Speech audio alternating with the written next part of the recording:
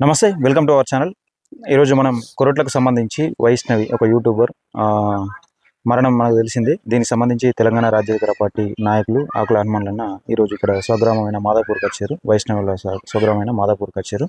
దానికి సంబంధించి అలా ఓన్ బ్రదర్ ఉన్నారు. అసలు సంఘటన ఏం జరిగింది, ఎట్లా జరిగింది, దానికి సంబంధించిన విషయాలు మాట్లాడుకునే ప్రయత్నం చేద్దాం. నమస్తే బ్రదర్. నమస్తే. బ్రదర్, ఆ రోజు ఏం జరిగింది, అసలు అక్కడ సంఘటన జరిగేటప్పుడు ఎవరెవరు ఉన్నారు, అసలు ఈ మ్యారేజ్ ఇదంతా కొన్ని యూట్యూబ్ ఛానళ్ళల్లో కొందరు కొన్ని రకాలుగా చెప్తున్నారు. లేచిపోయి మ్యారేజ్ చేసుకున్నారని, లేకపోతే కొందరు మందు తాగితే బలవంతంగా పెళ్లి చేసుకున్నారని. అసలు ఈ కథ వెనుక, అసలు ఈ స్టోరీ వెనుక మర్డర్కు జరగక ముందు ఏం జరిగింది, మీ మ్యారేజ్, మీ పెళ్లి అంటే మీ సిస్టర్ మ్యారేజ్ ముందు ఏం జరిగింది అసలు? అయితే అన్న, ఆ టైంలో మా చెల్లికి కొంచెం పెళ్లి చూపులు జరుగుతుంది. ఆ పెళ్లి చూపుల పరంగా ఏం చదువుకుంటుంది మీ చెల్లి? అప్పటికి చదువు బంద్ చేసింది. దగ్గర నైన్త్ ఆపేసింది. ఆపేసినాక 4 years అవుతుంది, 4-5 years అవుతుంది. చిన్న ఇప్పుడే చెల్లికి పెళ్లి వద్దు అని చెప్పేసి అన్నాం. కానీ మా దగ్గర చుట్టాలు ఎవరు ఉన్న వాళ్ళు మంచిగా, పిల్లలు మంచిగా ఉంటారు, మంచిగా ఉండరు, ఒక్కో టైంలో చేసేస్తే మంచిగా ఉంటది, మన ముందర మంచిగా బతారు అని చెప్పేసి అంటే, ఆ టైంలో మా వాళ్ళు కొంచెం పని చేయక ఎట్లనో కానీ ఒక 4-5 సంబంధాలు చూసారు. సంబంధాలు చూసిన తర్వాత నేను అదే టైంలో ఫారెన్ వెళ్ళాను, సంబంధాలు చూసే టైంలో. కాకపోతే సంబంధం చూసేటప్పుడు నేను ఇక్కడ ఉన్నా. అంటే మీకు అప్పటికి పెళ్లి అయింది? నాకు పెళ్లి అయింది. నాకు 2 పిల్లలు ఉన్నారు ఇప్పుడు. అయితే వచ్చిన ప్రతి ఒక్కరిని నేను వద్దన్నా. నేను లేనప్పుడు కూడా ఇంకొక 2 చూసారు, వాళ్ళని కూడా వద్దని చెప్పేసాను. దాని తర్వాత కామ్గా ఉన్నాం మొత్తం. అదే టైంలో 4వ వ్యక్తి ఇతను, ఇప్పుడు మా చెల్లిని పెళ్లి చేసుకున్నటువంటి హరిబాబు. అతను వచ్చి చూసిండు, ఇష్టపడ్డాడు. ఇష్టపడ్డ తర్వాత మేము వద్దని చెప్పేసాం. వద్దని చెప్పిన తర్వాత అతను వెళ్ళిపోయాడు. దాని తర్వాత ఒక 1 month దాకా మాకు ఎటువంటి కాంటాక్ట్స్ లేవు. కానీ అతను అక్కడ వాళ్ళ అమ్మ నన్ను ఒప్పించుకొని, ఇక్కడ నేను పెళ్లి చేసుకుంటా, ఈ అమ్మాయిని పెళ్లి చేసుకుంటా అని చెప్పేసి ఎక్కువ శాతం మాట్లాడినట్టు, గొడవ పెట్టుకున్నట్టు మాకు కొంచెం ఇన్ఫర్మేషన్ వచ్చింది. అతను మాకు మెసేజ్ చేసుకుంటూ ఆ టైంలో ఎవరి నెంబర్ దొరికితే వాళ్ళకు కాల్ చేసుకుంటూ మాట్లాడిన సంఘటనలు అప్పుడు జరిగినాయి. అంటే మీ అందరి నంబర్లు తీసుకున్నట్టు మీకు కాల్ చేసి? ఒక్కొక్కరు నాకు కాల్ చేయలేదు, నాకు మెసేజ్ చేసిండు ఆ టైంలో. ఎందుకంటే నేను ఇన్స్టాలో ఉంటా కాబట్టి ఇన్స్టాలో నాకు మెసేజ్ చేసిన ఆ టైంలో. ఇక తేజ, నువ్వు మంచిగా అంట, నువ్వు చాలా బాగున్నావు, నువ్వు ఇట్లా నేను చూసినప్పుడు నువ్వు నాకు చాలా మంచిగా అనిపించినావు, నువ్వు ఇన్నోసెంట్ అంట, మంచిగా అంట అని చెప్పేసి ఇట్లా మమ్మల్ని ఎట్లా అంటే కరిగేలా, మొత్తం అంటే కరిగేలా నమ్మించే ప్రయత్నం ఆ టైంలో చేసిండు. అప్పటికి మేము అర్థం చెప్పేసి అన్నాం. అదే టైంలో నేను ఒక 1 month అయిపోయిన తర్వాత నేను ఇక్కడ లేను, ఓమన్కి వెళ్ళిపోయాను, వేరే కంట్రీకి వెళ్ళిపోయాను, అంటే వర్క్ కోసం అని చెప్పేసి. ఇక ఈ మధ్య టైంలోనే నాకు తెలిసిన విషయం ఏంటని చెప్పామంటే, చెల్లె నెంబర్ అనుకోకుండా వానికి దొరికిందో లేకపోతే మెసేజ్ చేసి ఇన్స్టాగ్రామ్ లో మెసేజ్ చేసి అది ఎటువంటి మెసేజ్లో ఎటువంటి కాల్స్ మనకు తెలియదు, అటువంటి మాటలు కూడా మనకు తెలియదు. ఎందుకంటే నాకు తెలిసిన విషయం చెప్తున్నాను కరెక్ట్. నాకు తెలిసిన విషయం ఏంటని చెప్పాలంటే, వాడు చనిపోతా అని చెప్పేసి ఆల్రెడీ యాసిడ్ మీద ఆగిండంట. ఆల్రెడీ 10 రోజులు పడ్డాడు హాస్పిటల్లో. పడ్డ తర్వాత ఇంటికి కాల్ చేసాడు మా వాళ్ళు కాల్ చేస్తే, బాబు మాకు అద్దు, ఇటువంటి వ్యక్తులు మాకు అద్దు, నువ్వు ఆల్రెడీ మందు అయినని చెప్పేసాను, నువ్వైనా బాగాలేవు, మాకు అవసరం లేదు, మా బిడ్డ కూడా మిమ్మల్ని వద్దని చెప్పేసి చెప్పింది, కాబట్టి మాకు అవసరం లేదని చెప్పేసి వీళ్ళు కూడా నెగ్లెక్ట్ చేశారు. వద్దని చెప్పేసిన తర్వాత వాడు కూడా ఒక 2-3 రోజులు బంద్ చేసిండు. మళ్ళీ ఒక వారం రోజుల తర్వాత మా చెల్లెకి మెసేజ్ చేసిండో, ఏ రకంగా కాంటాక్ట్ అయ్యిండో తెలియదు. చెప్పారు, అమ్మ కూడా చెప్పారు కాబట్టి. ఆ టైంలో మా పెద్దనాన్న చనిపోయినా, వేరే సైడ్ మెట్పల్లిలో ఉంటారు, మీరు కూడా మెట్పల్లి కదా, అటు సైడ్ మా మెట్పల్లిలోనే మా పెద్దనాన్న చనిపోతే వీళ్ళందరూ వెళ్ళారన్నమాట చూడడానికి. చెల్లె మాత్రం అంటే పోయింది, మళ్ళీ వచ్చేసింది. ఆ టైంలో ఎవరైతే ఉన్నారో ఇంటికి వచ్చేసింది. ఆ టైంలో మా చెల్లి కూడా కాల్ చేసి చెప్పిందట అమ్మాయికి, ఇట్లా అమ్మ ఈ హరిబాబు ఉన్నాడు కదా, నాకు కాల్ చేసిండు, నాకు ఇంత ముందుకు చనిపోతున్నా అని చెప్పేసి విషయం తాగిండంట, మళ్ళీ ఇప్పుడు నన్ను బ్లాక్ మెయిల్ చేస్తుండో ఈ రకంగా చెప్పింది. ఇక ఇట్లా నన్ను మళ్ళీ పెళ్లి చేసుకుంటా అని చెప్పేసి అంటుండు, నువ్వు లేకపోతే నేను చనిపోతా అని చెప్పేసి చెప్తుండు. అన్న మాటలలో మా వాళ్ళు కూడా వద్దని చెప్పారు.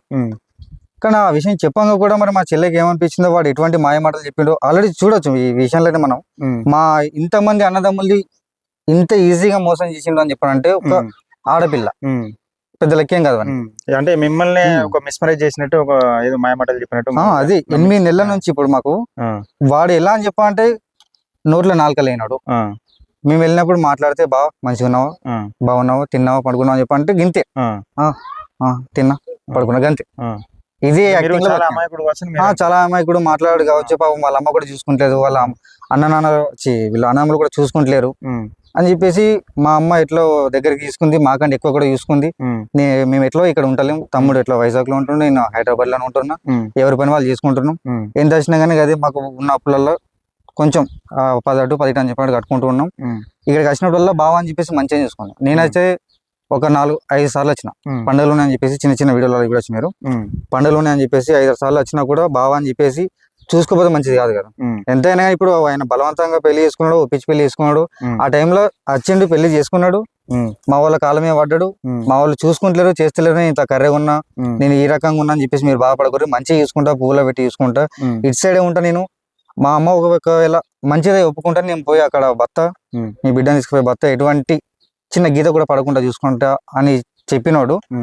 ఈ రోజు మాత్రం చంపిన అని చెప్పేసి, అంటే ఒక్కోటి చంపినంటే మాత్రం ఇప్పటికి నమ్మట్లేదు. ఎందుకంటే నేను రోజు ఫోన్లో చూస్తే నాకు చనిపోయినప్పుడు వీడియోలు ఉంటాయి కదా, ఆ వీడియోలు చూస్తూ ఉంటే ఏడుపు వస్తుంది. అంటే మధ్యలో అంటే మీ బావకును మీ చెల్లెకి ఏదైనా గొడవలు లాంటి అన్న కొన్ని చెప్తున్నారు కదా, అతనికి వేరే అమ్మాయి ఉందని, లవర్ ఉందని మధ్యాహ్నం అంటే రాత్రి పూట. అయితే ఈ విషయంలో మీకు చెప్పాలంటే అంటే నేను ఇక్కడ లోకల్లో ఉండట్లేదు కాబట్టి ఇటువంటి విషయాలు నాకు తెలిసేటువంటి కాబట్టి నేనున్నప్పుడు కొంచెం ఏదో చిన్న వీడియోల పరంగా పెట్టినప్పుడు కూడా చూసినాను నేను. మా అమ్మకు ఫోన్ చేసింది కూడా, ఇప్పుడు వాళ్ళ అత్తమ్మ తిట్టింది కూడా, ఇవన్నీ వీడియోలు పెట్టారు. అదే నైట్ కూడా నేను నా డ్యూటీ అయిపోయిన తర్వాత నైట్ టైంలో కాల్ చేసి మా అమ్మని అడుగుతుంటే, ఏంటమ్మా మరి ఇట్లా సంగతి, ఇట్లా గొడవలు అవుతున్నాయంటే చిన్న విషయాలు అని చెప్పంటే, ఆ పెద్ద గొడవలు ఏం కదా నాన్ని, ఏదో అబ్బాయికి ఏదో చిన్న సంబంధాలు ఉండే కావచ్చు ఆ టైంలో, ఎవరికైనా కామన్ కదా, ఇవాళ రేపు ఎట్లున్నారు పిల్లలు. మేము ఆల్రెడీ అడిగినాం, మా అక్కలందరూ మా పెద్ద మనుషులు ఎవరైతే ఉన్నారో ఇక్కడ వాళ్ళ పెట్టి ఇక్కడ కూర్చోబెట్టినాం, మాట్లాడినాం, చెప్పినాం.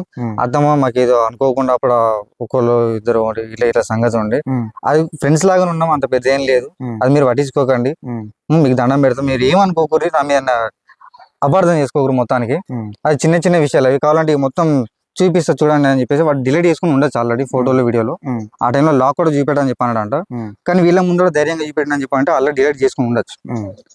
ఈ విషయంలో వీళ్ళకు చూడండి అని చెప్పేసి వీళ్ళకి చూపిస్తే వీళ్ళు కూడా మళ్ళీ నమ్మిన తర్వాత మా లోపల మా చెల్లి ఏంటంటే డౌట్ పడుతుంది, మాకు చెప్పడం లేదంట. అంతే చిన్న విషయాలు ఏమైనా ఉంటే అమ్మకి చెప్పేది, దాంట్లో అనే ఇట్లా కొత్త పెళ్ళయింది, చిన్న గొడవలు ఉండొచ్చు, 1 సంవత్సరం 2 సంవత్సరం 3 సంవత్సరాలు ఉంటాయి, మీరు అర్థం చేసుకున్న తర్వాత మీ బతుకు మీరు మంచిగా బతారు అన్న మాటలు. మా ఏంటని చెప్పాలంటే, ఎవరైనా ఇంటికి వచ్చినా చెప్పండి, ఇప్పటికీ ఒక 1000-2000 మందికి ధైర్యం చెప్పింది కావచ్చు, బయట వ్యక్తులు ఎవరైనా కానీ చాలా మంది వస్తారు ఇక్కడికి. వచ్చిన వాళ్ళందరికీ చుట్టాల పరంగా కానీ, వాళ్ళ చుట్టాల పరంగా కానీ అందరికి ధైర్యం చెప్తూ ఉంటారు. ఇంటికాడ కూడా సొంత కూతురే కదా, అల్లునికి ధైర్యం చెప్పడం, బిడ్డకు ధైర్యం చెప్పడం, కలిసి ఉండండి అని చెప్పడం, ఇది మనకి మామూలే. ఇన్ని రోజుల నుంచి ఎటువంటి అంత పెద్ద గొడవ కూడా ఏం కాలేదు కదా, ఒకవేళ ఇటువంటి సంబంధాలు ఉన్నా కానీ వాడు విడిచి వెళ్ళిపోయాడు కావచ్చు, నువ్వు విడాకులు ఇచ్చినా నడుస్తుంది, లేకపోతే వెళ్ళిపోయినా నడుస్తుంది, అంతేగాని చంపుతాడు మనకు అనుకోం కదా, లోపల కూడా మనకు అనిపించదు, చంపుతాడు అని చెప్పేసి మనకు ఆ థాట్ లేకుండా చేసి చంపిపోయాడు, అట్లా జరిగిపోయింది విషయం అయితే. అంటే ఇప్పుడు మీరేమనుకుంటారు, మీ చెల్లె విషయంలో ఎలాంటి శిక్ష పడితే బెటర్ అని అనుకుంటున్నారు?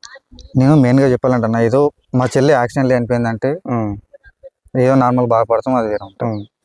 ఏదో అనుకోకుండా చనిపోయింది, హార్ట్ అటాక్ వచ్చిందో, లేకపోతే చిన్న పిల్లకి లేకపోతే ఏదో జరిగిందంటే అది వేరు. కళ్ళ ముందు ఇంట్లో ఉన్న పిల్లని వీడు కూడా ఇంట్లోనే ఉండి ఇంత మంచిగా చూసుకోకపోవడం అన్ని ఎట్లా అని చెప్పాలంటే, నాకంటే 10 రేట్లు ఎక్కువ చూసుకుందాన్ని.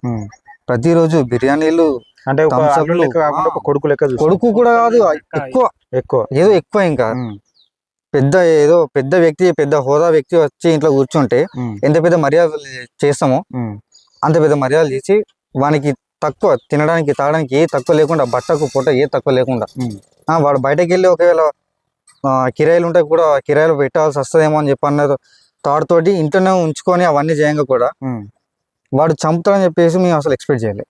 వానికి అంత ధైర్యం ఎక్కడి నుంచి వచ్చిందని చెప్పాలంటే, ఇప్పుడు ఆమె వైష్ణవికి ఎంతమంది మొత్తం అన్నయ్యలు?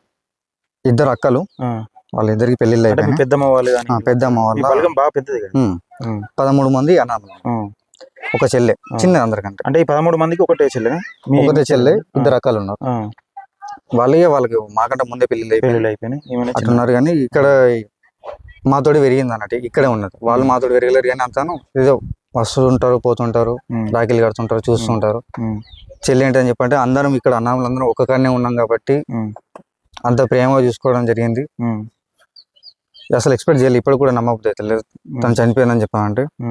పోయి అక్కడ బొందలు అని చెప్పేసి అంటే చూడడానికి కూడా బాధ అనిపిస్తుంది. సరే, ఓకే. ఈ మొత్తానికి వైష్ణవికి న్యాయం జరగాలని ఇవాళ అన్నదమ్ములు కోరుకుంటున్నారు. ఈ మాదాపూర్కు సంబంధించి ఇది విషయం జరుగుతున్నాయి. అనేక యూట్యూబ్ ఛానళ్ళు వేరే వేరే కథనాలు రాస్తా ఉన్నాయి. కాబట్టి ఈ విషయం మనం వీళ్ళ దాంట్లో కూడా అన్న ఎవరైతే ఇప్పుడు యూట్యూబ్ లో కామెంట్లు అయితే పెడుతున్నారో వేరే వేరే వీడియోలు చేస్తూ ఉన్నారో మీకు కావాలంటే మా ఇంటికి రండి, మేము చూపిస్తాం. ఎటువంటి వ్యక్తులు ఇక్కడ చుట్టుపక్కల మొత్తం అడగండి, మా ఊరు మొత్తం ఎంక్వైరీ చేసి అడగండి. మా చెల్లి ఎటువంటిది, మేము ఎటువంటి వాళ్ళు, మా ఫ్యామిలీ ఎటువంటి అని చెప్పేసి మొత్తం అడగండి, మీకే క్లారిటీ వస్తుంది. మీరు అటువంటి పిచ్చి పిచ్చి వీడియోలు చేయడం, పిచ్చి పిచ్చి కామెంట్లు చేయడం మానుకోండి. అది మిమ్మల్ని బెదిరిస్తున్నట్టు కాదు, ఏదో రిక్వెస్ట్ చేసి బాధలో ఉన్న వాళ్ళ మీద బండి ఎత్తేయకుండా దయచేసి ఇక్కడ నిజాలు తెలుసుకొని ప్రచారం చేయండి అని కోరుకుంటున్నాను. మీకు ఒకవేళ మీకు వీలైతే వాళ్ళకు శిక్ష పడేలాంటి మంచి మంచి కంటెంట్లు చేసుకుంటూ మంచి మంచి వీడియోలు చేసుకుంటూ పెట్టండి, వాళ్ళకు శిక్ష పడేలాగా. ఎందుకంటే నెక్స్ట్ వచ్చే తరంలో కూడా ఎటువంటి ఆడపిల్లకు, ఆడబిడ్డకు, ఆడవాళ్ళంటే ఆడవాళ్ళకే కాదు మగవాళ్ళకు కూడా ఎటువంటి హత్యలు జరగకుండా కాపాడిన వాళ్ళు, ఆపిన వాళ్ళు అవుతారు. మల్లన్న గారికి తెలిసి పోయి పరామర్శించి మాట్లాడి వాళ్ళకు కావాల్సిన న్యాయపరమైన చర్యలకు మాట్లాడమని చెప్పిండ్రు. ఇప్పుడు మల్లన్న మమ్మల్ని ఇక్కడికి పంపించిండంటేనే ప్రశ్నించే గొంతుగా ఈ వైష్ణవి మరణానికి గల కారణాలకు మాదాపూర్ అర్బన్ కాలనీకి వచ్చినట్టే, మల్లన్న వచ్చినట్టే. మల్లన్న వంపుతేనే మేము రావడం జరిగింది. మల్లన్న గారు ఇప్పటి నుంచి ఏం జరిగినా చట్ట ప్రకారం ఏ పని అవసరం పడ్డా ఫోన్ చేయమని చెప్పారు. ఇప్పుడు వీళ్ళ తల్లితో మాట్లాడిపించడం జరిగింది, అమ్మ మాట్లాడింది. వాళ్ళకు శిక్షలు పడేదాకా చట్టపరమైన చర్యలు అన్నీ తీసుకునేదాకా నేను చూసుకుంటానని మాట ఇవ్వడం జరిగింది. రేపు పొద్దుగల్లా ఎంత ఆఫీసర్లు ఏదన్నా మిస్గైడ్ చేసి తప్పుదో పట్టించినా కానీ విడిచిపెట్టకుండా మల్లన్న కొట్లాడతా అని అందరితో మాట్లాడతానని చెప్పడం జరిగింది. ఏది ఏమైనా ఒక ఆడపిల్లను చంపడం అనేది బాగా బాధాకరమైన విషయం. ఇష్టం లేకుంటే విడిచిపెట్టి విడాకులు తీసుకొని పోవాలా, అది చట్టపరంగా చట్టమే ఇచ్చిన హక్కు. అలాంటిది విడిచిపెట్టుకొని ఇట్లా మర్డర్లు చేయడం అనేది మంచిది కాదు. ఎవరికైనా పిల్లలు ఉన్నారు, తల్లులు ఉన్నారు, బిడ్డలు ఉన్నారు, అక్కలు ఉన్నారు, చెల్లెలు ఉన్నారు. ఒక 18 సంవత్సరాలు కని పెంచి ఇంత దారుణం చేసినాక గద్ద దనకపోయినట్టు దనకపోయి చంపించిండంటే నరకం ఉంటుంది.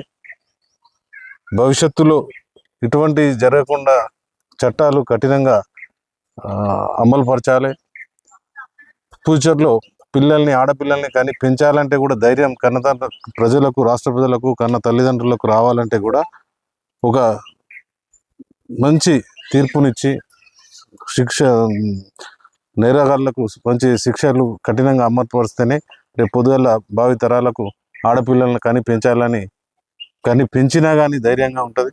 మాదాపూర్లో జరుగుతున్న విషయం, ఈ వైష్ణవికి న్యాయం జరగాలని తెలంగాణ రాజ్య గారి తరఫున మనం డిమాండ్ చేస్తాం.